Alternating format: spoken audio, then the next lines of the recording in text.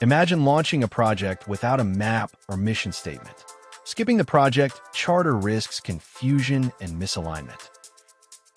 The project charter is more than paperwork.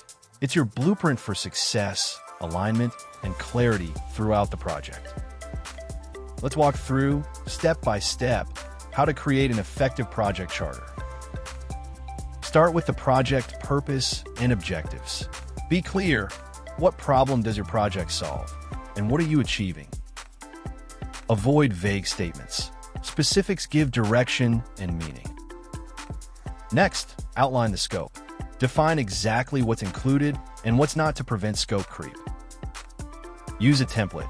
Under Scope, create bullet points for deliverables and exclusions. For example, develop mobile app features A, B, and C, but not feature D at this stage.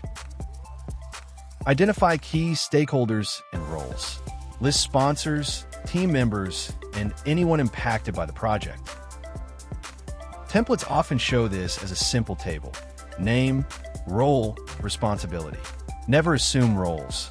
Clarity prevents misunderstandings. Set clear milestones and timeline. Map out major deliverables and when they're due to drive accountability. Outline resources and budget.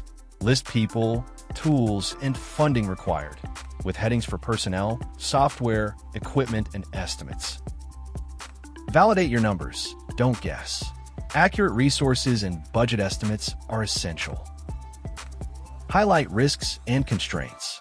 Note challenges like limited resources, tight schedules, and external dependencies up front. Before wrapping up, let's flag common mistakes: skipping stakeholder input, vague scopes, or undocumented assumptions. Templates help, but only if filled out with detail and honesty. Don't just copy, customize for your project.